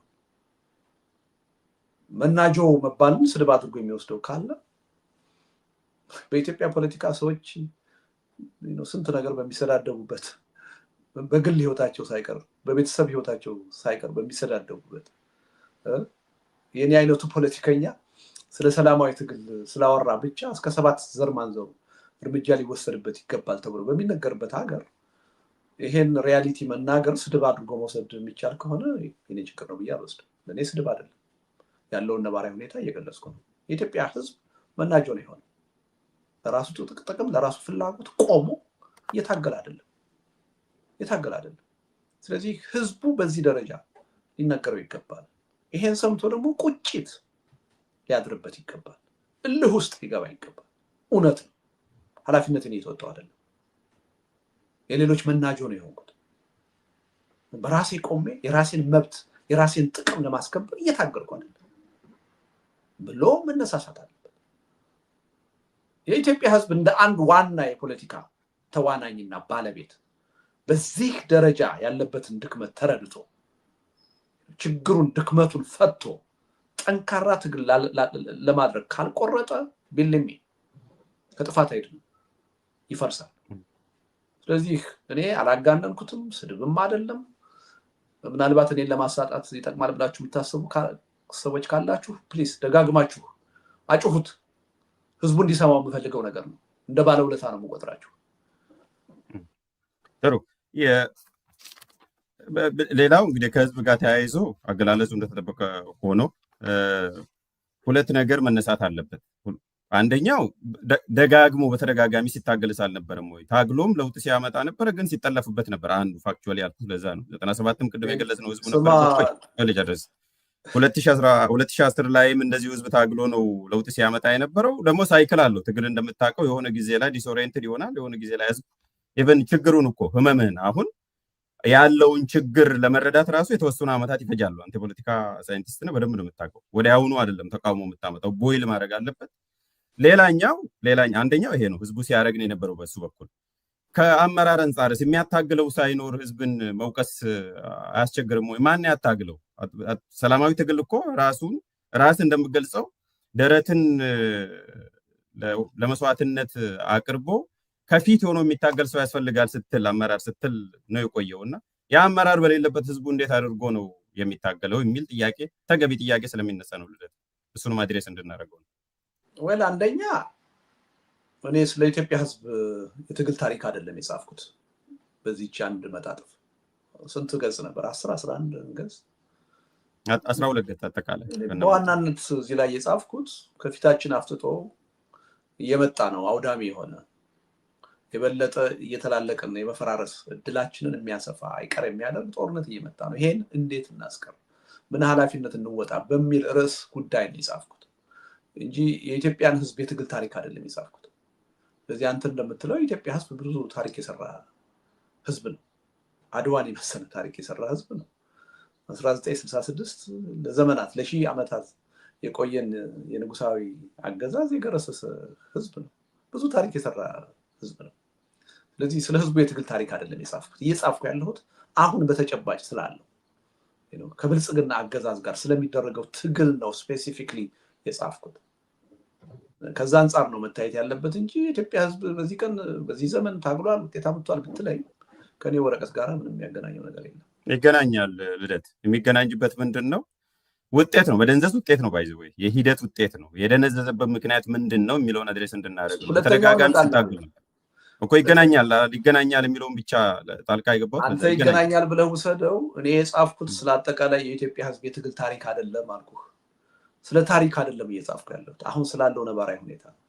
እሺ ከዚህ በፊት ድንዙዝ ብለህ እንደዚህ በዚህ መልክ የገለጽክበት ዘመን ነበረ? 30 ምናምን ዓመት በፖለቲካ ውስጥ የቆየው የደነዘዘ ህዝብ ለመብቱ የማይታገል ብለህ የገለጽክበት ዘመን ነበረ ወይ? ይሄም እኮ ገልጬልህ ነበረ አልሰማኸኝም እንጂ ዛሬ አይደለም የዛሬ 24 25 ዓመት ኢዴፓን ስንመሰርት ነው ገና ህዝቡ ውስጥ መሰረታዊ የሆነ ለዲሞክራሲያዊ ስርዓት ግንባታ እንቅፋት የሆኑ ነባራዊ አስተሳሰቦች አሉ። እነዚህን አስተሳሰቦች ታግለን ካልፈታን የትም አንደርስም፣ ህዝቡ የለውጥ ኃይል አልሆነም ብለን እኮ ነው የተነሳነው አልኩ። ዛሬ የጀመርኩት ነገር አይደለም። እኔ በጣም ይገርማል። እንትን አረከው የኢትዮጵያን ፖለቲካ በጣም ጨዋ አረከው። ድንዙዝ የሚለውን ቃል ስድብ አድርገህ ስታቀርበው ወይም ሲያቀርቡት ሪሊ እንደዛ ነው። ኢትዮጵያ ስድቡን እንተው፣ አገላለጹ ብቻ እንትኑን ብቻ እንየው፣ ኔቸሩን ይዘቱን ብቻ ነው። መደንዘዝ እኮ ምንም እኮ ስድብ እኮ አይደለም። አካላችን ይደነዝዛል። ህብረተሰብ እንደ ህብረተሰብ በአንድ የታሪክ ወቅትና አጋጣሚ ይደነዝዛል። እንደመቼ እንደ ዛሬው ደንዝዟል። ሙሉ ህይወቱን ለአንድ አምባገነን ግለሰብ አሳልፎ የሰጠበት ሁኔታ ነው። አሳፋሪ የሆነ የታሪክ ሂደት ውስጥ ነው አሁን የኢትዮጵያ ህዝብ ያለው። ለዘመናት የቆየችን ብዙ ዋጋ መስዋዕትነት የተከፈለባትን አገር ታላቅ ህዝብ ነኝ የሚል ህዝብ ለአንድ አምባገነን ግለሰብ አጨብጫቢ ሆኖ አጎብዳጅ ሆኖ ህልውናውን አሳልፎ የሰጠበት የታሪክ አጋጣሚ ላይ ነው ያለው። እኔ የስድብ ሰው ስላልሆንኩ በመሳደብ ስለማልታወቅ የስድብ ቃላትን እዚህ ላይ ማምጣት አልፈልግም። መደንዘዝ የሚለው ለእኔ ስድብ አይደለም፣ ነባራዊ ሁኔታውን የሚገልጽ ነው። ስድብ ነው ብሎ የሚወስድ ሰው ካለ የሱ ችግር ነው፣ የኔ ችግር አይደለም። እኔ ነው ብያለሁ። ስለዚህ የስድቡን ፓርት መልስም ሰጥተህበታል በደንብ እኮ ቅድም ስለመለስከው። ሁለተኛውን ጥያቄህን ልመልስልህ። ሁለተኛውን ጥያቄህን አዎ መሪ ያስፈልገዋል። ህዝቡን ተጠያቂ አድርጌ አቁሜ ቢሆን ልክ ነህ። አንተ ያልከው ጥያቄ መጠየቅ አለብኝ፣ ለዛ መልስ መስጠት አለብኝ። ወረቀቴ ላይ ያገዛዙ ድርሻ ምንድን ነው? የተቃዋሚው ፓርቲ ድርሻ ምንድን ነው? ተቃዋሚው ፓርቲ በደንብ ነው የገመገምኩት። ህዝቡን ለመምራት ብቃት የለው፣ ደካማ ነው። እንኳንስ ለውጥ ለማምጣት የውስጥ ችግሩን መፍታት ያልቻለ ነው። እርስ በርሱ በስልጣን ሽኩቻ ሲራኮት ቢሆን ብዬ ነው የገለጽኩት። ይሄ ተቃዋሚ ፓርቲ ለመደማመጥ፣ ለመከባበር፣ እርስ በርስ ለመተባበር 3-10 ዓመታትም የሚበቃው አይመስልም ብዬ ነው ያስቀመጥኩት። ስለዚህ የመምራት ሚናውን እየተወጣ አይደለም። ገዢውን ፓርቲ በዛው መጠን በሚገባው መጠን ተችቸዋለሁ። ስለዚህ የኢትዮጵያን የወቅቱ ሁኔታ እጅግ አሳሳቢና አስቸጋሪ ያደረገው እነዚህ 3 ዋና ዋና የፖለቲካ ተዋናዮች ከ3ቱ እንኳን አንዱ ብቃት ያለው አለመሆኑ ነው። ከ3ቱ ሲቻል 2ቱ ብቃት ያላቸው ቢኖሩ የአንደኛውን ድክመት በቀላሉ ልንፈታው እንችላለን። ታዲያ በቀላሉ ከ3ቱ ደግሞ አንዱ ወይ 2ቱ ችግር ያለበት ቢሆን አንዱ ኃይል ተጠናክሮ የሁለቱን ችግር ሊፈታ ይችላል። አሁን ያለው የኢትዮጵያ ተጨባጭ ሁኔታ ግን 3ቱም ኃይል መንግስትም፣ ተቃዋሚውም፣ ህዝቡ ኃላፊነቱን በአግባቡ የሚወጣ አለመሆኑ ነው የኢትዮጵያን ችግር እጅግ ከባድና ውስብስብ ከመዳን ይልቅ ወደ መፍረስ ወደ እልቂት እንድንሄድ ያደረገን ይሄ እውነታ ነው። ይሄን ነው የገመገምኩት። ሁለተኛ ህዝቡ በኢትዮጵያ ጠንካራ ተቃዋሚ ላለመኖሩ፣ ጠንካራ መንግስት ላለመኖሩ የህብረተሰብ ተጠያቂነትም አለ። ሁላችንም የምናውቀው የተለመደ አባባል አለ አይደል? አንድ ህዝብ የሚገባውን ስርዓት ያገኛል ነው የሚባለው። ተቃዋሚም በለው ገዢውን ፓርቲ በለው ከየትም ውጫዊ ኃይል አይደለም የሚመጡት፣ ከኢትዮጵያ ህዝብ ነው የመነጩት፣ ከኢትዮጵያ ህዝብ ነው የበቀሉት፣ የዛ ህብረተሰብ ነጸብራቅ ነው የሆኑት። ስለዚህ ይሄ ህዝብ እንዲህ አይነት አምባገነን የሆነ መንግስት በጫንቃው ላይ ስለመቀመጡ እንደዚህ አይነት ለውጥን በአግባቡ መርቶ ማሳካት የሚችል ተቃዋሚ ባለመኖሩ ራሱን ተጠያቂ ነው። ከሱ ነው ሊፈጠር የሚችለው ጠንካራ የሆነ የፖለቲካ ራሱን ነፃ ሊያደርግ አይችልም። ግን እኛ ራሴን ጨምሬ ማለት ነው ታውቃለህ፣ በተደጋጋሚ ራሴን የምተች ሰው ነኝ። 32 ዓመት 33 ዓመት ታግዬ ፌል ያደረግኩ ፖለቲከኛ፣ የከሰርኩ ፖለቲከኛ፣ የኢትዮጵያን ሕዝብ ትግል በአግባቡ መርቼ ለድል እንዲበቃ ማድረግ ያልቻልኩ ነኝ ብዬ ራሴንም የችግሩ አካል አድርጌ የምተች ሰው ነኝ። ኢትዮጵያ ተቃዋሚ ጎራ እንደዚህ ነው። የኢትዮጵያን ተቃዋሚ ጎራ ማንም አይተችም ነበር። ተቃዋሚውን ጎራ መተቸትን ራሱ ያለማመድ ነው እኛ ነን። እንደ ጉድ ነበረ ምንቆጠረው። የማን ጉዶች መጡ ደግሞ ተቃዋሚውን የሚተቹ? የማን ጉዶች መጡ ህብረተሰቡ ድክመትና ችግር አለበት ብለው የሚሉ ሰብለን በኢትዮጵያ ፖለቲካ እንምጠለጠል ነበር፣ በብዙ ጋዜጦች፣ በብዙ ሚዲያው። አሁን ሰው ተለማምዶታል። በየሚዲያው ህዝቡ ሲተች እየሰማሁ ነው። በየሚዲያው ተቃዋሚዎች ሲተቹ እየሰማሁ ነው። ፓዮነር ነን በዚህ አይነቱ አስተሳሰብና የፖለቲካ አካሄድ። ስለዚህ ህዝቡ ብዬ አቁሜ ቢሆን ኖሮ ልክ አይደለም እንዴ፣ ህዝቡ እኮ መሪ ይፈልጋል፣ ጠንካራ ተቃዋሚ በሌለበት ምን ሊያደርግ ይችላል ተብዬ ልጠየቅ ይገባኝ ነበር። ሁሉም የሚገባውን ያህል ድክመቱን ነቅሼ አውጥቼ ነው መተቸት የሞከርኩት። ስለዚህ እኔ ንጹህ ነኝ ከሌ ነው ችግር ያለበት የሚለው የትም አያደርስም። እንደ መንግስት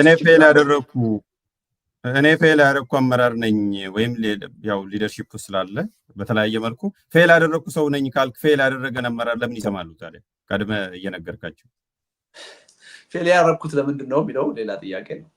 ስለምሰጥ መልስ ሌላ ሊሆን ይችላል። ፌል ማድረጌን ግን አይቀይረው። እኔ 32 ዓመት ሙሉ ስለ ሰላማዊ ትግል ነው ሳወራ የኖርኩት። ስለ መቻቻል ነው፣ ስለ መተባበር ነው፣ ስለ ሰጥቶ መቀበል ነው። አሁን በኢትዮጵያ ፖለቲካ ገዢ የሆነው አሸናፊ የሆነው ግን የኔ አስተሳሰብ አይደለም። የጽንፈኞቹ የብሔርተኞቹ አስተሳሰብ ነው፣ የጦረኞቹ አስተሳሰብ ነው። አስተሳሰቤ ፌል አድርጓል፣ አሸናፊ አልሆነም። ለምን ስትለኝ ሌላ መልስ ይኖረኛል። ሁላችንም የራሳችን ድርሻ ይኖረናል። በሱ መልኩ ነው ማለት ከለምኑ ውጭ ራስ ሰጥተህ እኮ ያቀበልከውን ዱላ ወስደው የከሰረ ፖለቲከኛ ለምን እናዳምጣለን የሚል ነው ይዞ የሚመጣው። እንደዛም ነው የሚታየው። መብታቸው ነው። አልለመዱማ። ሁልጊዜ እኔ ብቁ ነኝ፣ እኔ ጠንካራ ነኝ፣ እኔ ጀግና ነኝ፣ ነገ ለድል አበቃችኋለሁ የሚል ፖለቲከኛ ነው የለመዱት። ስህተቱን ድክመቱን አምኖ የሚቀበል ራሱን የሚተች ፖለቲከኛ አልለመዱም። ስለዚህ እንደዚህ ቢሉኝ አይገርመኝም። ከመተቸት አልፈህ እኮ ከስር ያለው አልክ እኮ። ከከሰርክ ምን ነው የሚጠብቁት ነው? ከከሰረ ሰው ባጭሩ ደመደምክ እኮ። ከመክሰር የበለጠ ሌላ ነገር አለ? ቅድም መለስኩልህ። የከሰርኩት ለምንድን ነው የሚለው መልስ ሌላ ጉዳይ ነው። ለምን የሚለውን ጥያቄ ስንተነትን አብዛኛው ተጠያቂነት ማን ላይ ይወድቃል የሚለው ሌላ ጉዳይ ነው። ግን የኔ አመለካከት የኔ አስተሳሰብ የከሰረ መሆኑን ያ አይቀይረው። ተጠያቂው ማንም ይሁን ማንም፣ ይሄ የኢትዮጵያ ሪያሊቲ ነው። የኛ አስተሳሰብ አሸናፊ አልሆነ። አንድ ትግል ደግሞ ብቃት አለው የሚባለው አስተሳሰቡን ህዝባዊ ተቀባይነት እንዲኖረው ሲያደርግ ነው፣ አሸናፊ እንዲሆን ሲያደርግ ነው። የኢትዮጵያ የፖለቲካ ኃይሎች ይህን ማድረግ አልቻለም፣ ተሸናፊዎች ነው። ጥሩ። በደንብ ከተደራጀን የተቃዋሚ ፓርቲዎችንም አንድ ላይ እያዤ ነው እያነሳ ያለሁት፣ ክፍል 2ንም 3ንም ስለማይነጣጠሉ ባልተጋነነ መልኩ ከ3 ወራት ባልበለጠ ጊዜ ይህንን አገዛዝ ማሸነፍ ይቻላል ብለን ያስቀመጥከውና እንዴት ብትንቀው ነው ይህንን አገዛዝ 3 ወር የእድሜ የሰጠው? ባለፈው እስከ 7 ዓመትም ሊቆይ ይችላል ብለን ያስቀመጥከውና አሁን ወደ 3 ወር አስቀመጥከው። ሰላማዊ ትግሉን በተጠናከረ ሁኔታ አካሂደን ለምሳሌ ተቃዋሚ ፓርቲዎች በአንድ ድምፅ በሰላማዊ ትግል ውጤት መምጣት ይችላል ብለን መናገር ብንጀምር፣ በአንድ ድምፅ ሁላችንም አምነንበት፣ ከዛ በመነሳት ህብረተሰቡ ቢቀበለን፣ አዎ በሰላማዊ ትግል ለውጥ ሊመጣ ይችላል። ይሄን መንግስት ቢያንስ ለሰላማዊ ድርድር ለውይይት በትግል እንዲንበረከክ አደርገዋለሁ። በሰላማዊ ትግል ለዛ የሚከፈለውን ዋጋ እከፍላለሁ ብሎ ቢያዳምጠን ቢሰማን እና በተግባር የምንለውን ለማድረግ እንቅስቃሴ ቢያደርግ፣ ሰሞኑን ቁጭ ብዬ መሞነጫጨር እየሞከርኩ ነበር። በዚህ ደረጃ እምነት ቢፈጠር በምን ያህል ጊዜ አገዛዙን ለሰላማዊ ድርድር ልናንበረከከው እንችላለን ብዬ እያሰብኩ ነበር። 3 ወር በጣም የተጋነነ ሆኖ ነው ያገኘሁት። እንዳውም በግማሽ 6 ሳምንት በቂ ሆኖ ነው ያገኘው። ይሄን እንዴት ይቻላል የሚለውን እስቲ አንድ ጽሁፍ እየመረጫጨርኩ ነው፣ ወደፊት አወጣው ይሆናል። ያኔ የምናየው ነው የሚሆነው። በነገር ላይ ይሄን ቆይ አዳምጠኝ፣ የተጋነነ ነገር አድርገን ባናየው ጥሩ ነው።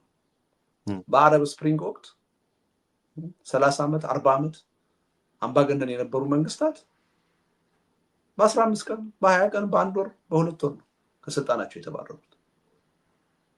የማይቻል ነገር አይደለም ማወራው፣ በብዙ ሀገሮች ታይቷል። ስለዚህ ይሄን ዝም ብለን በስሜት በነገር ላይ በስሜት አላወራም።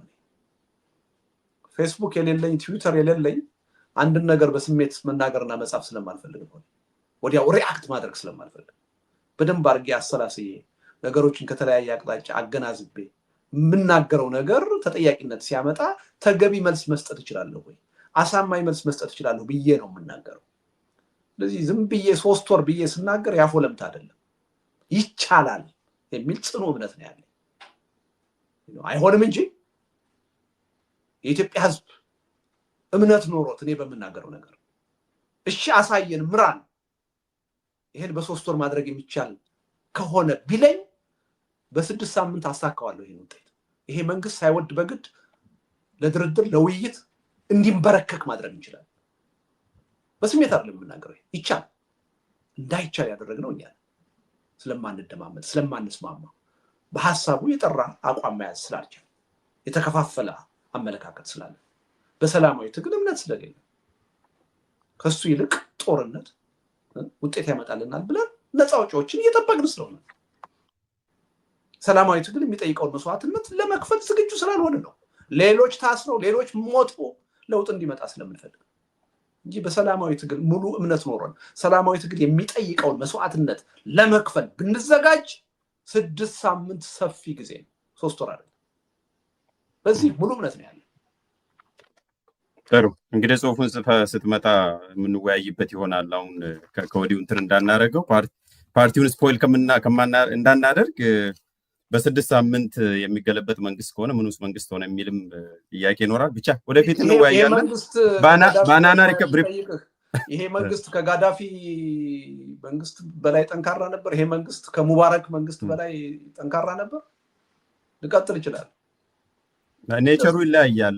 ቅድም እንደውም ያነሳው ጥሩ እውነቱን ልንገር፣ በኢትዮጵያ ታሪክም በአካባቢያችንም ካየናቸው መንግስታት ሁሉ በጣም ደካማው መንግስት አሁን በስልጣን ላይ ያለው መንግስት ነው። አጀንዳ የሌለው ጠንካራ የሚባል ሰፊ የሚባል ማህበራዊ መሰረት የሌለው ልምድ የሌለው እውቀት የሌለው አቋም የሌለው መንግስት ነው መንግስት። ይሄ ማህበራዊ መሰረት ከሌለው ለምን እስከዛሬ ቆየ ታዲያ? በቂ የሚባል ያለው በቂ የማይባል ማህበራዊ መሰረት አለው። በኢኮኖሚ ጥቅም፣ በተለያዩ ኢንተረስቶች ስልጣን በማካፈል የያዘው ማህበራዊ መሰረት አለ። በኮራፕሽን በክራይ ሰብሳቢነት ሀብት በማከፋፈል የያዘው አለ። በተለያዩ አጀንዳዎች በሃይማኖት በተለያዩ አጀንዳዎች የያዘው ማህበራዊ መሰረት አለ። ሌላው ከሱ የሰፋው ማህበራዊ መሰረት ጠንክሮ መስራት የሚገባውን ባለመስራቱ ነው ይሄ ደካማ ኃይል አገዛዙ ነው የቀጠለው እንጂ ለኔ ከነበሩት አገዛዞች ሁሉ ኢትዮጵያ ውስጥ ደካማው ይሄ ነው። ደካማው ይሄ በአካባቢያችን ከነበሩ መንግስታት ሁሉ እጅግ ደካማው ይሄ። የሚያሳዝነው ከሱ በላይ የሱ ተቃዋሚዎችና ህዝቡ ዛሬ ደካማ ሆነን በመገኘታችን ነው በስልጣን ላይ መቀጠል የቻለው። እኔ ይሄን በስሜት አይደለም የምናገረው፣ ከሙሉ ልቤ ነው የምናገረው። ጥሩ ጽሁፍም እየጻፍክበት ስለሆነ ያኔ ደግሞ ግን ያስፈልጋል ወይ? በአለም ታሪክ እኮ ታይቷል። ይሄ ምንም በቅርባችን ታይቷል። እኔ ያልኩት ሌላ እኮ አይደለም። በ6 ሳምንት የሚገለበጥ የሚቀየር ከሆነ የሚናድ ከሆነ መንግስት ሳይሆን ሃውስ ኦፍ ካርድስ ነው የሚሆነው። ምናልባት ባናና ሪፐብሊክ ነው የሚሆነው እንጂ የኢትዮጵያ መንግስት ሀገረ መንግስት ብለን ልንጠራው አንችልም። ነው የተገለበጠው የግብጽ መንግስት። የቅርቡን ለምን አናይም? የሱዳን መንግስት የአልበሽር መንግስት እኮ 30 ዓመት እኮ በስልጣን ላይ የነበረ በ2 ሳምንት ሰልፍ ነው የተንበረከከው። በጦርነት አይደለም። ምንም እኮ ሩቅ የሆነ እኮ ምሳሌ አይደለም እኮ ያለን። በጎረቤቶቻችንም በሩቅ ዓለማትም እኮ የተከሰተ የታየ ነገር እኮ ነው። ለምን ይሄን እንደ ትልቅ ነገር አድርገን እንደማይቻል ነገር አድርገን እነሱ ብዙ የቤት ስራ ቀድመው ስለሰሩ ነው። ስትራክቸራል ነገሮች መሬት ላይ ስለምን እያልኩ ያለሁት እኮ ይሄ ነገር እኮ አሁን ይሆናል እያልኩ አይደለም እኮ። እንደውም አይሆንም እኮ ነው እያልኩ ያለሁት። እንዳይሆን ያደረግነው ግን እኛ ነን። ስልቱ የማይሰራ ሆኖ አይደለም፣ የማይቻል ሆኖ አይደለም። እንዳይቻል ያደረግነው እኛ ነን። እነሱም በ6 ሳምንት አላረጉም ነው እያልኩ ያለው። ሰምተኝ ከሆነ 6 ሳምንት ሳይሆን ረዥም ጊዜ ተቦርቡሮ ለዛ የሚሆን መደላደልን ፈጥረው ነው። የእኛም መንግስት ረዥም ጊዜ የተቦረቦረ ነው። ይሄ መንግስት 33 ዓመት የተቦረቦረ ነው። አሁን አንደኛ አንድ መንግስት ማህበራዊ መሰረት አለኝ የሚለው የፖለቲካ አቋም ሲኖረው ርዕዮተ ዓለም ሲኖረው ነው። ይሄ መንግስት ርዕዮተ ዓለም የለውም፣ የፖለቲካ አቋም የለውም። ስለዚህ ናቹራሊ ሰፊ የሆነ ማህበራዊ መሰረት ሊኖረው አይችልም። ክራይም ጥቅምን በማከፋፈል ስልጣንን በማከፋፈል ነው በጣም ጠባብ የሆነ ማህበራዊ መሰረት ሊኖረው የሚችል እሱ ነው ያለው። እንደዚህ አይነት መንግስት ከማናቸውም መንግስት በበለጠ በሰላማዊ ትግል በአጭር ጊዜ በቀላል መስዋዕትነት ስልጣኑን ለማጣት የሚችል ሊንበረከክ የሚችል እና በነገራችን ላይ አንዱ ትልቁ ችግራችን ለገዢው ፓርቲ ያለን አመለካከት በጣም የገዘፈ ስለሆነ የሌለውን ጥንካሬ እንዳለው አድርገን ስለምንቆጥር ነው። ዶክተር አብይ በአደባባይ የወጡ የሌላቸውን ድክመታቸውን ለመሸፈን የሚጠቀሙበትን ጉራ እንደ እውነት አድርገን እየወሰርን ነው ሐሞታችን የፈሰሰ። እሳቸው በአደባባይ ወጥተው እኛ እንዲነን 1000 ዓመት አጥሩንም ሲሉ ፍርሃታቸውን እየነገሩን ያለ ሌላ አይደለም። ይሄው አየን እኮ በሐኪሞች አመጽ እኮ መንግስት እኮ መንቀጥቀጥ እኮ የጀመረበት ሁኔታ ነው ያለው። ሐኪሞች ናቸው፣ ጠበንጃ ያላቸው። በእነሱ እንኳን ይሄው መብረክረክ የጀመረ መንግስት ነው። የሚሰራውን የሚይዘውን የሚጨብጠውን ያጣ መንግስት ነው። ይሄን መንግስት ጠንካራ ነው ብሎ ቢከራከረኝ አንድ ሰው የሚለውን የማያውቅ ሰው ነው። ጥሩ